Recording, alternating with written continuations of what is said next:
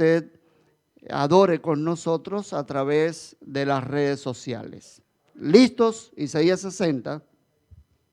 Levántate, resplandece porque ha venido tu luz y la gloria de Jehová ha nacido sobre ti.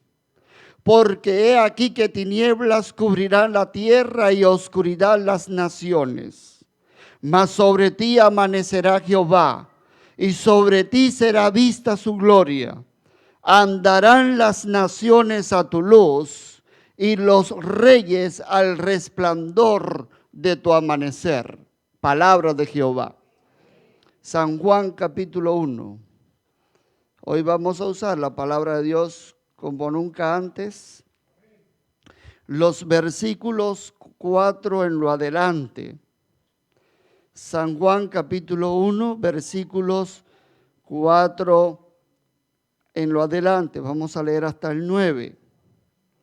¿Lo tenemos?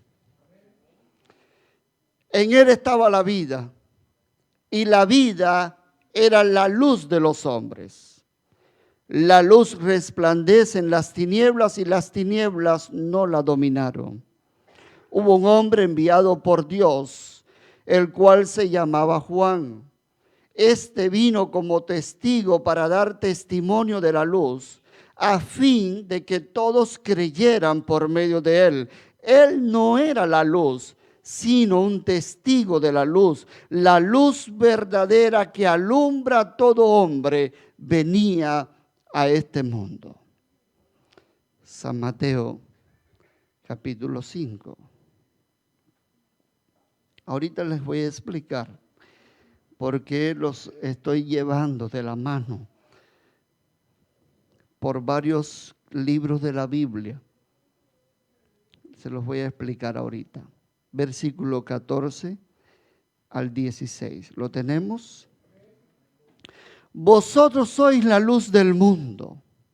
Una ciudad asentada sobre un monte no se puede esconder, ni se enciende una luz y se pone debajo de una vasija, sino sobre el candelero para que alumbre a todos los que están en casa. Así alumbre vuestra luz delante de los hombres, para que vean vuestras buenas obras y glorifiquen a vuestro Padre que está en los cielos. Vamos a orar. Padre, abrimos tu palabra respetuosamente, pero no queremos continuar si primero no sentimos un abrazo de Espíritu Santo con nosotros.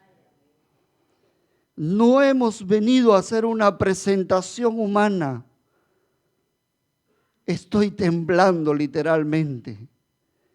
Por eso, Padre, solo utiliza mi imagen, mi voz, para dejarles saber a esta iglesia que te adora cuál es el plan que tienes para ellos. Glorifícate en esta mañana y bendice a nuestros amigos que están escuchando tu palabra a través de las redes sociales. En el nombre de Jesús. Amén. Levántate, resplandece. Ha venido tu luz. La gloria de Jehová ha nacido sobre ti. Sobre ti nacerá Jehová. Sobre ti será vista su gloria. Andarán las naciones a tu luz.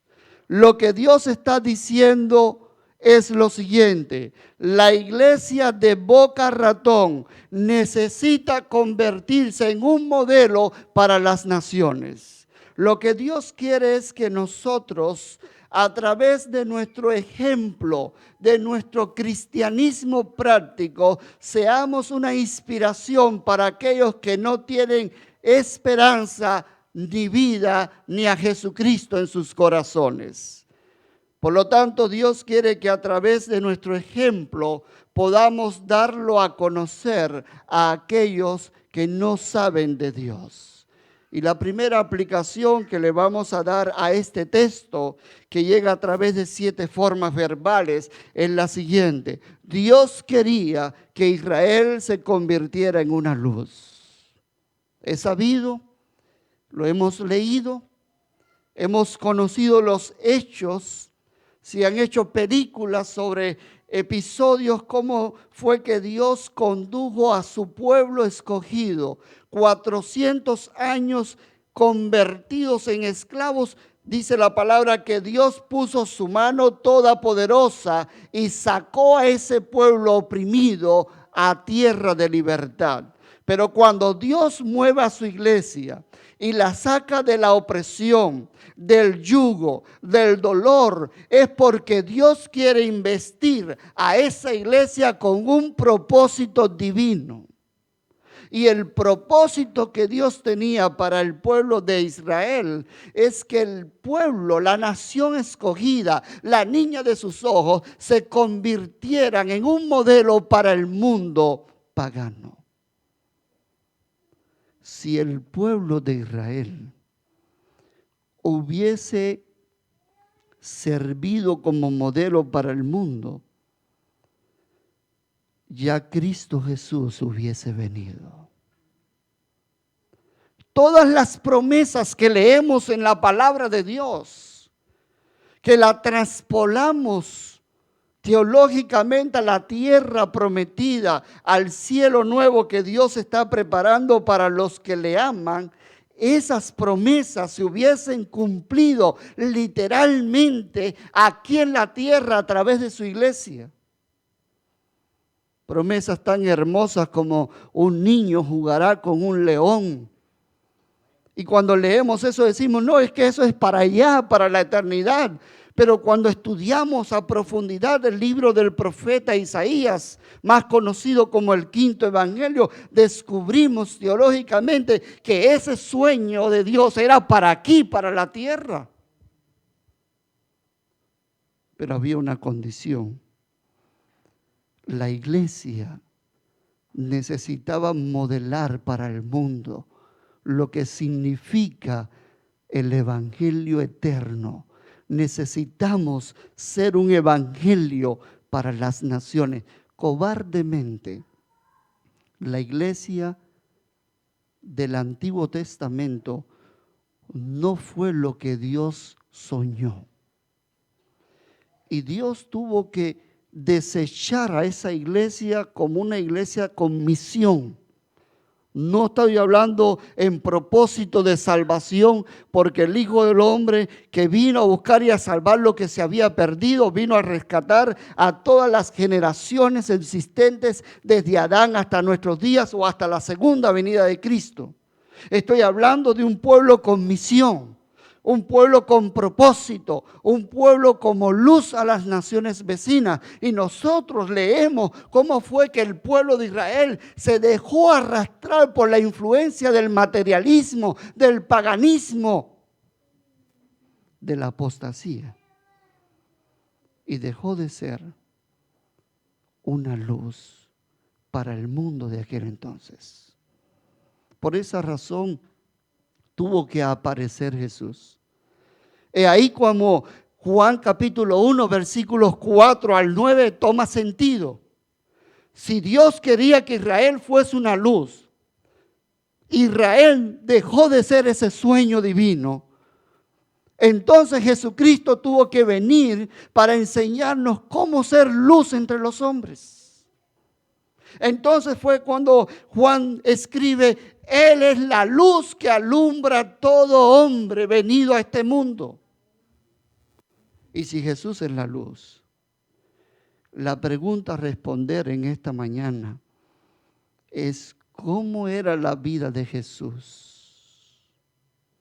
Si Él es la luz que alumbra a la humanidad, si Él es el deseado de las naciones, de todas las gentes, como dice el profeta, si Él es el ejemplo a seguir, preguntémonos, ¿estamos nosotros emulando o siguiendo el ejemplo que nos dejó Jesús?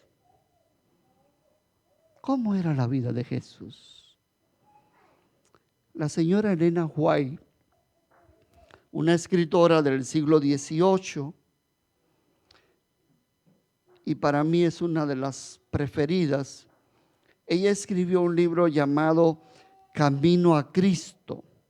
Es el libro más traducido, que ya tiene más de 120 idiomas y dialectos. Y en ese libro, esta escritora cristiana hace un comentario de cómo era la vida de Jesús. Ella describe y pinta un cuadro hermoso de cómo era la vida de Jesús, esa vida que debe ser imitada por aquellos que reciben la palabra de Dios con un sentido de misión. Y ella dice lo siguiente, se los voy a leer. Jesús no omitió una sola palabra de la verdad, sino que comunicaba la verdad con amor. En su trato con los demás, ejercía el mayor tacto y la atención más considerada y amable.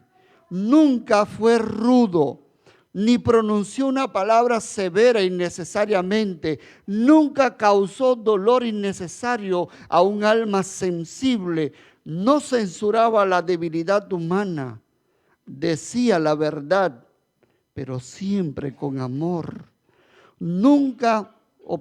Denunciaba la hipocresía, la incredulidad y la iniquidad, pero las lágrimas inundaban su voz cuando declaraba sus fuertes reprensiones.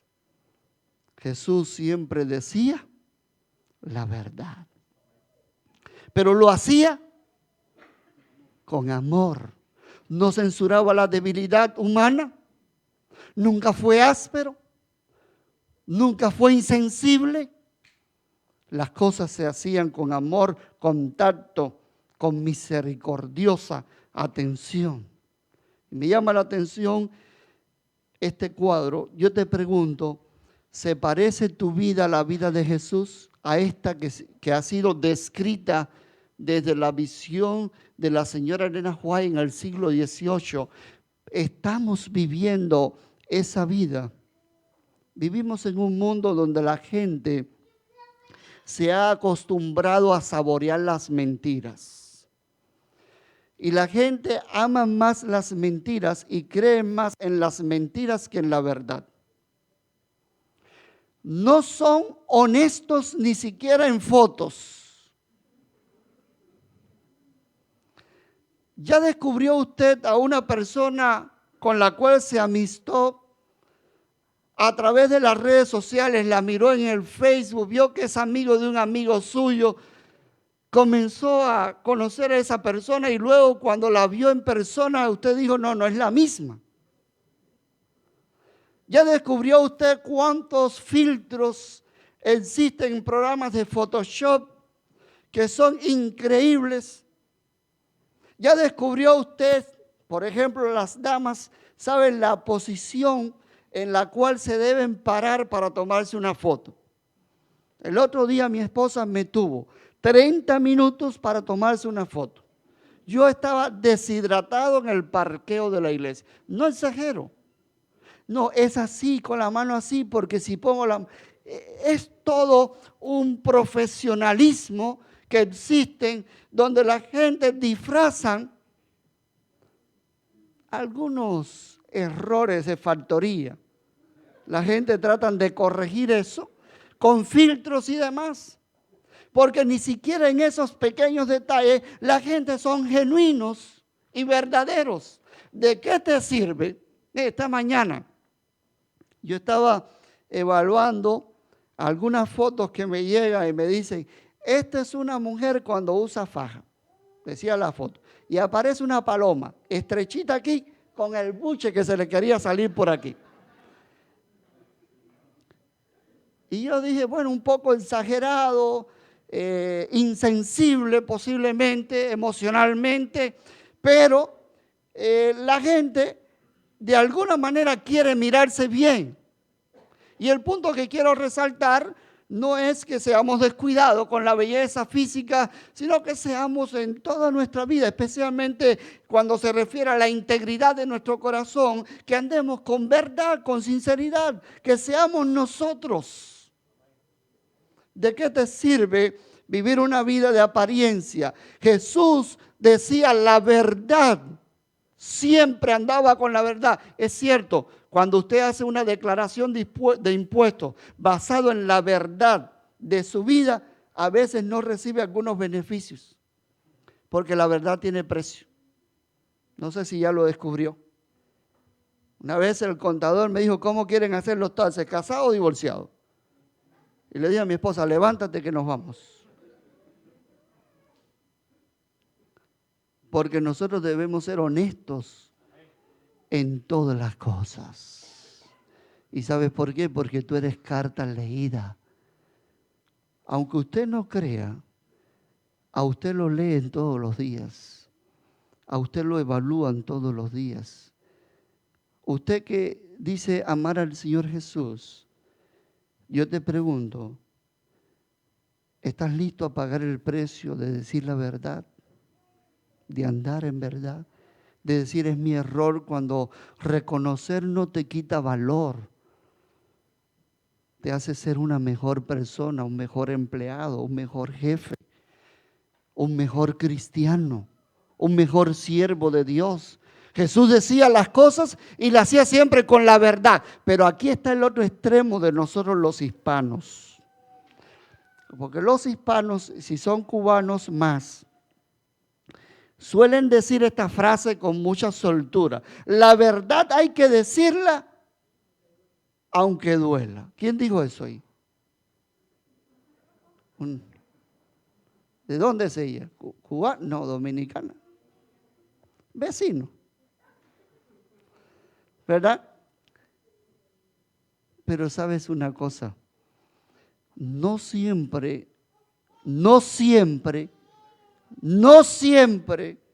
estamos en el momento ni en el lugar correcto para decir esa verdad. Y eso se llama decir la verdad con amor y con tacto. Una de las cosas que a veces nos falta a nosotros es el sentido común, porque el sentido común es el menos común de los sentidos. Y Jesús tenía ese sentido común que a veces nos falta. A Jesús le sobraba. Cuando Jesús decía la verdad, la hacía con amor y con tacto. Tacto es escoger el lugar apropiado, las palabras apropiadas y el momento apropiado. No es que usted deje de decir las cosas, sino es a veces cómo usted la dice, cuándo la dice y en qué tono la dice. ¿Cuántos tienen mascotas? Perritos. A ver, perritos. Haga la prueba. Llega esta tarde y le diga, ¡ay, qué perrito más feo yo tengo! Y el perrito va a venir moviendo la cola. Y usted le está diciendo que es. Ahora díganle que es bonito y grítale al perrito a ver dónde se va a meter. Entonces, a veces no es lo que usted dice, sino también cómo usted lo dice, dónde usted lo dice. Yo tengo una esposa maravillosa. Mi mujer, sin restarle mérito al resto de las damas, es la más bonita del mundo. Vamos a decirlo así porque ella está mirando esto. Cuando mi esposa quiere algo, ella me llama y me dice, Joe, ¿dónde estás? Mi amor. Yo sé que ella quiere posiblemente la tarjeta de crédito. Pero cuando mi esposa me llama y me dice, González, necesito hablar y necesito que sea hoy contigo, ya la mente mía empieza a buscar a lo colombiano, a reblujar en todas las gavetas que tenemos aquí dentro. ¿Qué hice mal yo? ¿Qué proyecté mal yo? ¿En qué no cumplí? Cuando esta señora, y ese día no tengo paz. ¿A cuánto les pasa así? No me dejen solo en este departamento. Pero mi esposa tiene algo maravilloso. Y el otro día me dijo, González, necesito que llegues temprano porque tenemos que hablar. Y cuando yo llegué a la casa, la escalera fue la más larga del mundo. Y yo quería que esa escalera tuviera 6 pisos más. Y entonces entré y repartí besos y saludos. Y entonces mi esposa andaba con una ropa deportiva. Y yo le dije, hey, mi amor, vas al gym. No sabía que te había inscrito en el gym. Me dice, no, vamos a caminar tú y yo al parque. Al parque. Y yo le dije, invitemos a nuestro hijo Noel. Y me dijo, no, tú y yo al parque. Y en el parque compartimos algunas cosas importantes de nosotros y de nuestra vida. Pero lo hizo con tacto, con amor. Y me dijo la verdad. Eso no le quita valor a la palabra. Eso es tener sentido común. No es decir las cosas delante del muchacho y a los gritos. Es mantener el respeto. Jesús sabía respetar incluso a quienes no se lo merecían. Porque cuando Jesús le dijo a Simón el leproso, Simón, no acuses a esta mujer, que lo único que ha hecho es lavar mis pies con sus lágrimas. Yo entré aquí a tu casa, tú no me lavaste los pies. Tú no lo hiciste, Simón. Y Jesús le podía haber respondido de muchas maneras a Simón. ¿Y sabes por qué? Porque Simón estaba censurando la vida pasada de aquella mujer que le lavaba ahora los pies a Jesús. Pero Simón fue el hombre que le quitó la virginidad a esa mujer. Siendo un hombre casado, Simón fue el tipo que la puso en el camino de la prostitución y cobraba por los servicios de ella. Sin embargo, Jesús cuidó la integridad de ese hombre. Eso es vivir su vida, es cuidar la imagen del que está a su lado, es cuidar la imagen del liderazgo de la iglesia delante de la familia. A veces decimos, pastor, no sé por qué nuestros hijos se van de la iglesia. Y yo suelo responder muchas veces, somos nosotros los responsables. Cuando hablamos del pastor de la iglesia delante de los muchachos, cuando hablamos del hermano García delante de los muchachos y lo hacemos de una manera peyorativa, denigrante. ¿Ustedes creen quiénes son los que están sufriendo eso? Nuestros hijos. Nuestros hijos.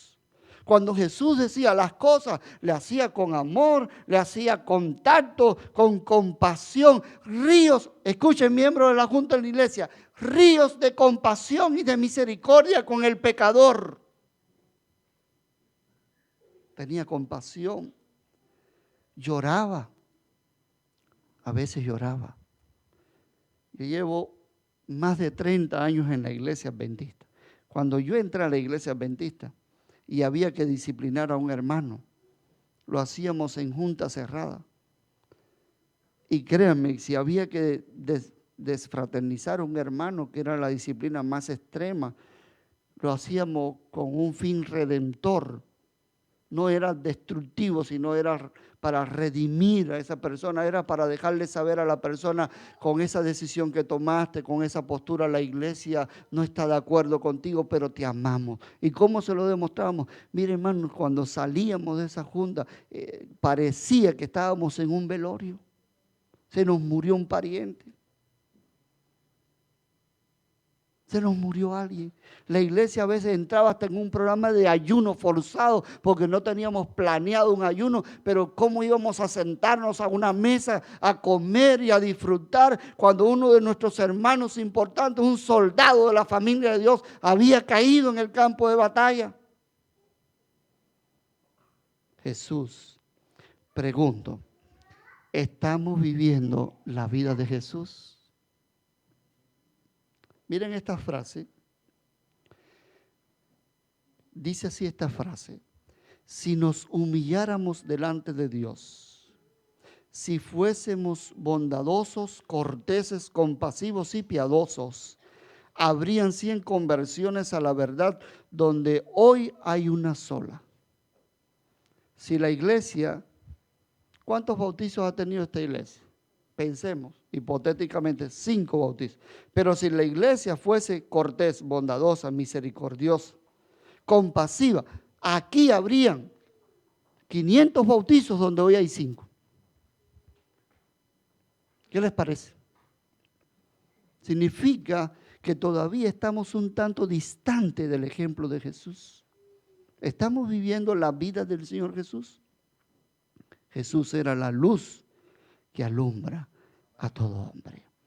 La última aplicación de este pasaje es que esta verdad pertenece a la iglesia que hoy milita, a la iglesia que hoy se congrega. Lo que Dios no cumplió o lo que Israel no cumplió en el pasado, Dios lo quiere ver cumplido en nosotros.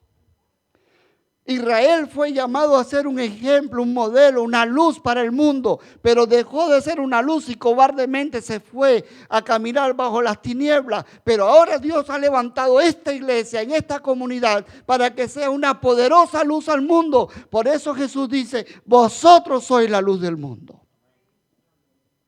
Entonces, la iglesia de Dios necesita ser luz para el mundo. Así alumbre vuestra luz delante de los hombres, para que vean vuestras buenas obras y glorifiquen ¿a quién? Cada uno de nosotros tiene una responsabilidad tremenda. Debemos ser ejemplo al mundo. Y por ello tendremos que dar cuenta delante de Dios. Por aquellos que se salvan o se pierden por nuestra buena o mala influencia. Hay una cita que dice así: los cuidados del mundo, el amor a la moda y la falta de religión han desviado la atención de la luz que Dios nos ha concedido tan misericordiosamente. Mientras que libros y periódicos que contienen errores inundan por todo el país, por doquier están aumentando el escepticismo, la incredulidad. La preciosa luz que proviene del trono de Dios se oculta debajo de un almud. Dios hará responsable a su pueblo por esta negligencia. Habrá que darle cuenta de todo rayo de luz que Él ha dejado brillar sobre la senda, que sea que la hayamos aprovechado para progresar en las cosas divinas o rechazados porque resultaba más agradable seguir las inclinaciones de nuestro corazón. El amor a las modas, los cuidados del mundo, nos han separado de vivir una vida con propósito de misión en la iglesia. Lo que está diciendo esta cita, esta misma tarde, tú tienes que dejar de ser un espectador de la iglesia para convertirte en un provocador de bendiciones para tu vida y para la vida de aquellos que se pongan en contacto contigo. Eso es ser luz. Dios no nos pide cosas extraordinarias. Dios lo único que está pidiendo es que tú camines bajo la luz de la palabra de Él. Por eso Mateo 24:14 dice, el evangelio será predicado por testimonio a las naciones y entonces ¿qué? Por testimonio. ¿Escuchaste bien cómo es la cosa? Por testimonio. Si hoy día Dios no trae nuevas personas a la iglesia, es porque la iglesia no está preparada para recibirle. Por testimonio. Entonces yo me pregunto, ¿será que estamos viviendo la luz de Jesús? ¿El evangelio de Dios? Alguien dijo, este señor cubano del siglo XVIII, dijo así, no te preocupes por aquello, perdón, voy a leerle, es la cita anterior. Instruir puede cualquiera, enseñar solo aquel que sea un evangelio vivo.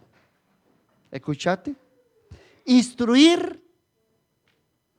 Mira, no importa cuánto tú sepas de la Biblia, eso no te da derecho al cielo. Hay gente, yo conozco personas que se han propuesto memorizar un evangelio y lo han logrado completo con puntos y comas. Pero la misma persona ha llegado a la casa y ha maltratado a sus hijos, a su esposa y a su familia. Entonces este hombre dijo, enseñar o instruir puede cualquiera. Enseñar solo aquel que sea, o educar, un evangelio que vivo. Vivo. La gente quiere ver a Jesús en usted. Un gran maestro un día fue tomado por una hermana de sorpresa y la hermana le decía, maestro, mire, dígale a mi hijo los peligros de comer azúcar. Él come mucho azúcar, dígale que no coma azúcar. Y él le dijo, dígale a su hijo o tráigalo la semana que viene. Y le dijo, no, pero si está aquí, él no quiere venir a la iglesia, está rebelde con la iglesia, lo tienes aquí, háblale ahora, dígale, él está ahí esperando. No, hoy no, la semana que viene. A la semana siguiente remolcó al hijo a la iglesia, bajo algunas negativas lo trajo, y luego que terminó el servicio, el maestro le habló de los peligros del azúcar. Y entonces luego la hermana se le acercó llena de intrigas y le preguntó, ¿por qué usted tuvo que esperar una semana para hacer lo que hizo en 5 minutos hoy? Y él le respondió, porque hasta la semana pasada yo también comía azúcar. Entonces, pedirle a la gente que hagan lo que yo no hago es hablar de moral en ropa interior. Entonces, tú tienes que ser un evangelio que vivo. Y eso educa a la gente. Eso enseña. ¿Cómo usted le va a decir a su hijo que no se dice mentira cuando él escucha que tú eres un mentiroso?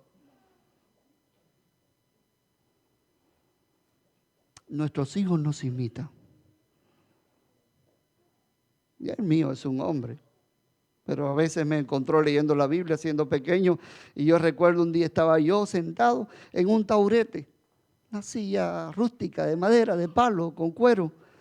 Eso era lo que teníamos. Y me senté allí y cogí mi Biblia y él me miró. Él no sabía leer y buscó su Biblia de cuadro y también se sentó igual que yo. Él me estaba imitando. Cogí, crucé la pierna y él me miró así y se confundió y cruzó la otra pierna. Nos imita. Entonces, ¿cómo le vamos a pedir a su hijo que venga a la iglesia si usted se queda mirando, viendo a Eva la trailera? ¿Entendemos? Necesitamos ser un evangelio vivo. Mira, otra frase. No te preocupes por lo que no entiendas de la Biblia. Preocúpate por lo que entiendes y no practicas. Esto lo dijo la primera mujer relojera del mundo. No te preocupes por lo que no entiendas de la Biblia. Preocúpate por lo que entiendes y no qué. Sé cuidadoso con la manera como tú vives, porque tal vez tú seas la única Biblia que muchos alcancen a leer.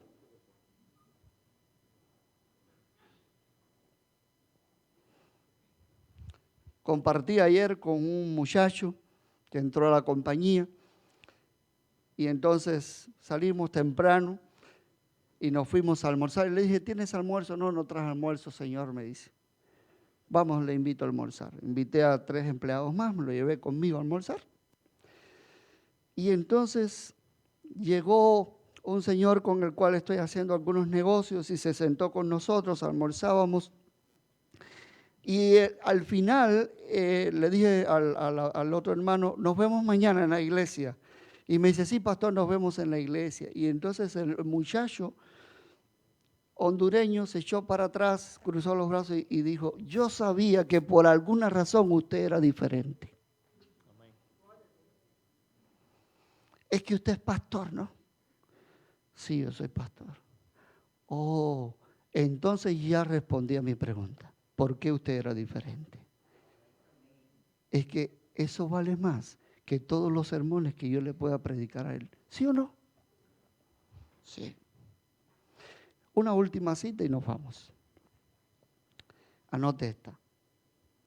La Biblia no es la luz del mundo, es la luz de la iglesia. El mundo no lee la Biblia, lee a los cristianos. Tú eres la luz del mundo. Charles Spurgeon. Fui a predicar hace poco a una iglesia. Y cuando entré a la puerta de esa iglesia, me recibió un gringo que no habla una sola palabra en español. Y me abrazó y empató algunas sílabas y me dijo, bienvenido. Ya. Y pasé. Y cuando yo estaba entrando, encuentro a la líder de esa iglesia, que es una pastora, y le digo, pastora, ¿cómo es posible que en una iglesia, en una comunidad hispana, ustedes tengan un gringo que no hable español? Dando la bienvenida en la puerta. Y me dijo, mire, pastor, le voy a contar quién es. Él llegó aquí y dijo que Dios le devolvió la vida. Porque esta iglesia estaba haciendo un trabajo misionero evangélico. Salimos a la comunidad a buscar gente que no tuvieran almuerzo, que no tuvieran casa, gente golpeada por la vida, gente fracasada. Y a esas personas las invitamos a un ciclo de conferencias. El pastor Alejandro Bullón nos visitó en esta humilde iglesia y las congregamos, pastor. Fue maravilloso ver cómo hicimos contacto con ese hombre. Debajo del puente de la 79, en Miami Beach, nosotros lo alcanzamos. Él estaba durmiendo la siesta. Y ahí debajo del puente llegué, habían otros más durmiendo debajo del puente. Y entonces le invitamos a todos ellos a que vinieran al siguiente fin de semana a compartir con nosotros. Teníamos almuerzo para ellos y él vino. De todo solo vino él. Y cuando él apareció, pastor, sin hablar una gota de español, entró la hermana que estaba en la puerta, le recibió, me mandaron a buscar, lo invité, él pasó. Es cierto, no olía bien, pero no me importó, lo abracé y le di un beso. Y pasó y se sentó. Y cuando se fue ahí le dije que no se fuera, que aquí había almuerzo. Y ahí comenzó un contacto con esa persona. Empecé a darle estudios bíblicos. Le dije, ¿dónde te sentirías más cómodo para hablar de la Biblia? ¿Quieres que venir a la iglesia o quieres que yo vaya a tu casa? Su casa, pastor, debajo del puente de la 79. Esa es la dirección, debajo del puente. Y pastor, empecé a ir debajo del puente a estudiar con él. Se fueron uniendo otros amigos y la vida de esta persona comenzó a cambiar. Ahí descubrí que él es veterano de guerra, ahí descubrí que los traumas psicológicos de una guerra lo llevaron a la vida que hoy está viviendo, que eso no es vida, es miserable ver como una persona que es un héroe de esta nación está debajo de un puente, que las instituciones gubernamentales no le han dado el soporte que ese tipo de gente necesita, traumada, golpeada, buscaron su refugio en el alcohol, en las drogas, en todo tipo de vicios. La familia lo desheredó, lo lanzaron a la calle solo, como un ermitaño. Pero pastor, ahí fue donde Dios comenzó a hacer cosas grandes. Este hombre está libre del alcohol y de las drogas. Su cuerpo está limpio, es templo del Espíritu Santo. Y desde que él entró a esta iglesia, dijo que era venido para servir a la iglesia, no para que la iglesia le sirva a él. Y se ha convertido en un misionero. Él llega y lo primero que hace es pararse en esa puerta. ¿Cómo le voy a decir yo a él que él no debe estar ahí? Si ahí es donde él se siente cómodo. Y él se ha convertido en el rostro de esta congregación, pastor. Los hermanos le aman, pastor. Y yo le dije, ¿y no han hecho algo con él? ¿Dónde vive él hoy? Y me dice ella, pastor, él sigue viviendo debajo del puente. Le dije, ¿cómo una iglesia tan grande y bendecida como esta tiene a una persona viviendo debajo del puente? ¿Qué han hecho ustedes por él? Y me dice, mire pastor, todo lo que estaba en nuestras manos hemos hecho por él. Le hemos devuelto todo lo que la tragedia y la vida le robó, menos arrancarlo de debajo del puente. Y le dije, búscamelo. Y le dije a él, ¿por qué tú te aferras a vivir debajo del puente? Si Cristo te ha dado una nueva vida, ¿por qué no dormir en un lugar protegido como nuestras casas? Y me dice esto,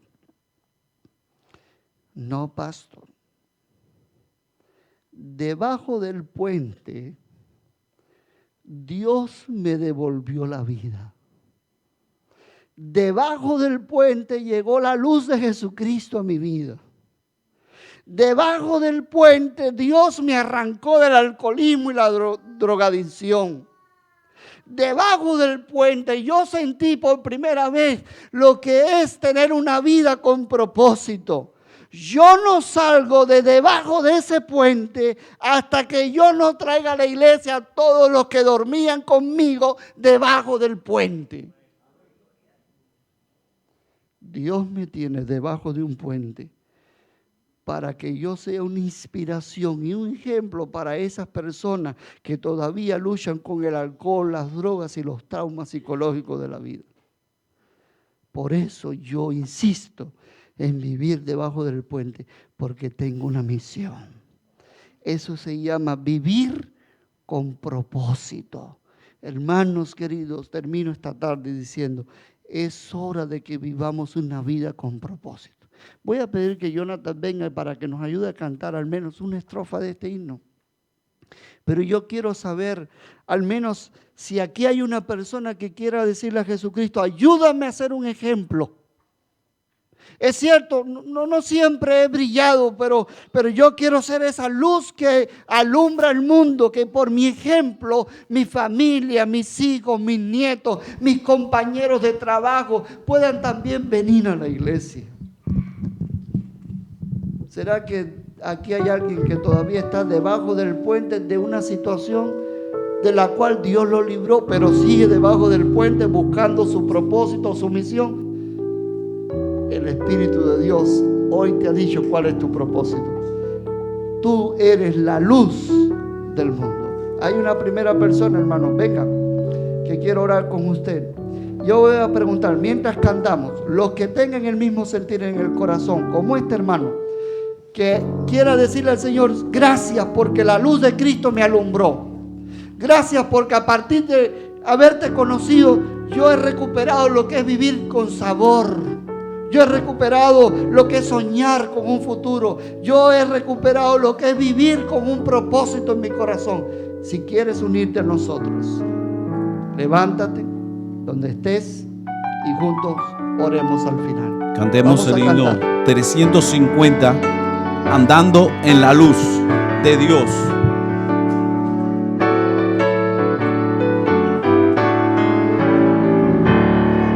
Todos.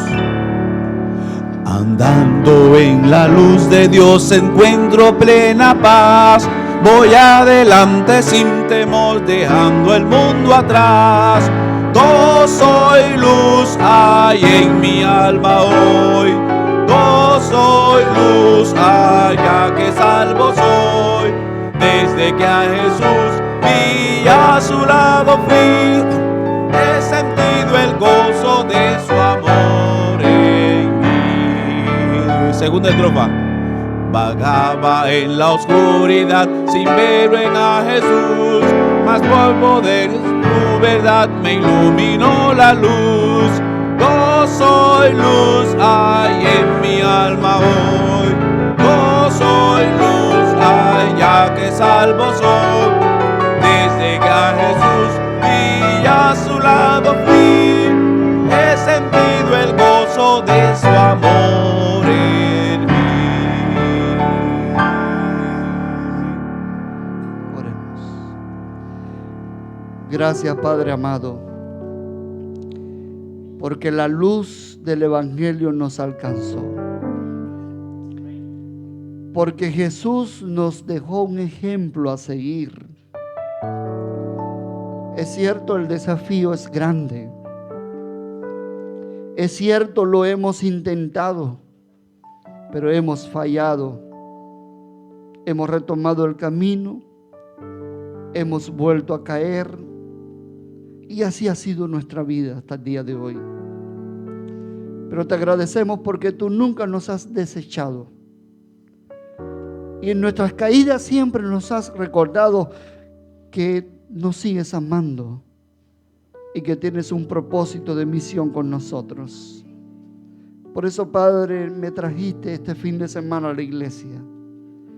La iglesia necesitaba escuchar que necesitamos salirnos de las cuatro paredes para hacer una influencia positiva en la vida de aquellos que se codean con nosotros.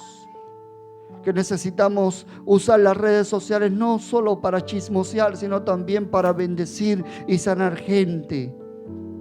Padre querido, permítenos que a partir de hoy nosotros seamos un modelo al mundo. Si tenemos que cambiar la foto de nuestra portada en el Facebook, ayúdanos a cambiarla. Si tenemos que poner otro tipo de comentario y tenemos que postear otro tipo de cosas, ayúdanos a hacerlo, pero siempre preguntando, ¿será esto una bendición para la gente? Danos la capacidad de alcanzar a nuestros seres queridos. La gente nos ve en la iglesia caminando, andando. Luego nos recuerdan en la calle, ahí va el pastor, ahí va el hermano fulano. Pero quienes mejor conocen de nuestras vidas son los que viven o conviven con nosotros todos los días. Que podamos influenciarles también con el evangelio de la gracia.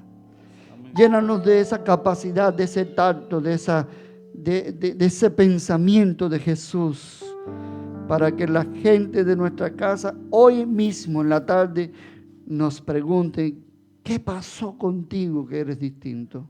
Amén. ¿Dónde está el hombre gritón, el hombre machista? ¿Dónde se metió ese hombre? Ojalá que podamos decirle a esa persona, a esa mujer, murió.